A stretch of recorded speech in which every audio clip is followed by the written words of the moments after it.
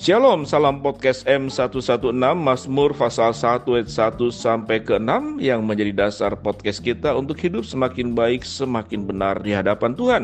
Kita akan belajar tentang bersahabat dengan penyakit atau tetaplah bersemangat walaupun sakit dengan beberapa cara di bawah ini.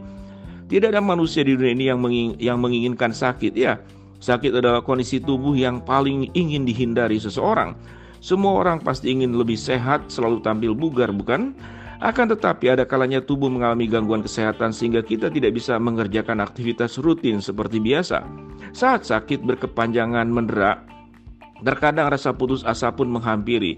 Alih-alih berdoa untuk kesembuhan diri, yang ada adalah berburuk sangka kepada Tuhan. Wah, jangan sampai Anda mengalami hal ini. Apa saja sih yang harus kita lakukan saat sakit agar tidak kehilangan semangat? Simak 5 cara di bawah ini. Yang pertama, berpikir positif. Berbaik sangkalah kepada Tuhan yang telah menolong kita, yang mengizinkan kita mengalami sakit ini. Mengapa? Saat berpikir positif, hal terburuk apapun akan kita hadapi dengan tenang.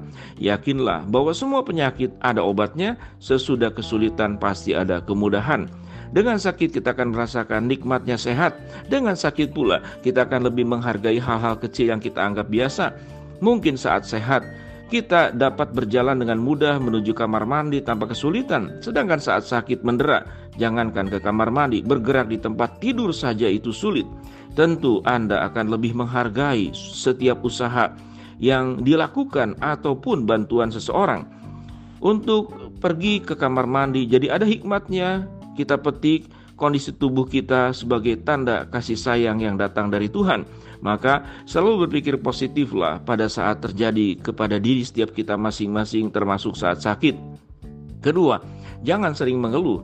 Pada zaman digital seperti ini saat ini, menuliskan apa yang kita alami di media sosial adalah hal biasa. Begitupun saat sakit, dengan mudahnya kita bisa mengabarkan kondisi kita kepada jutaan orang di luar sana lewat media sosial.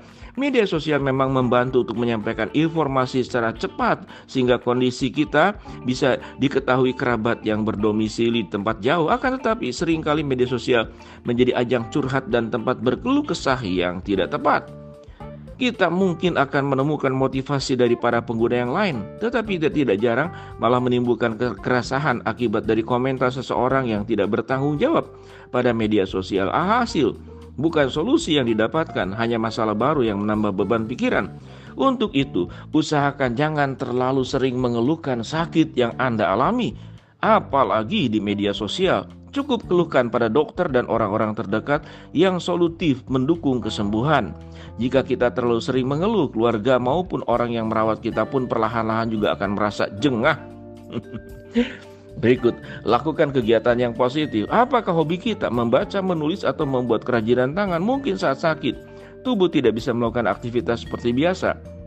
Akan tetapi, bukan tidak mungkin untuk melakukan hobi yang sudah lama Anda tekuni karena aktivitas yang padat. Mungkin sekaranglah waktunya untuk mengembangkan hobi. Yang penting jangan melakukan kegiatan yang tidak berguna seperti bergosip atau menonton acara televisi yang tidak ada manfaat. Teruslah berdoa, perbanyaklah merenung, memperbaiki diri, dan terus berdoa untuk memohon kesembuhan. Mungkin saat inilah yang tepat untuk merenungkan kesalahan-kesalahan yang kita lakukan, baik itu kesalahan pada keluarga, sahabat, ataupun saudara yang jarang kita kunjungi karena padatnya aktivitas harian kita selama ini. Berobat kepada ahlinya, carilah ahli medis yang tepat untuk menyembuhkan sakit yang diderita. Jangan pergi ke dukun atau paranormal yang jelas-jelas tidak masuk akal. Perbanyak mencari informasi di internet tentang penyakit yang dialami, sekaligus obat alternatif sebagai upaya penyembuhan dari sakit yang diderita. Nah, itulah kira-kira beberapa hal saat sakit.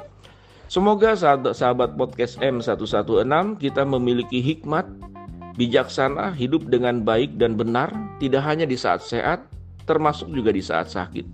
Jadi sebetulnya orang saat sehat bisa berbuat dosa, pada saat sakit pun bisa berbuat dosa. Pada sehat bisa berbuat hal yang baik, pada sakit pun juga bisa berbuat yang baik. Sehat maupun sakit adalah sebuah kehidupan yang memang mau tidak mau kita harus hadapi.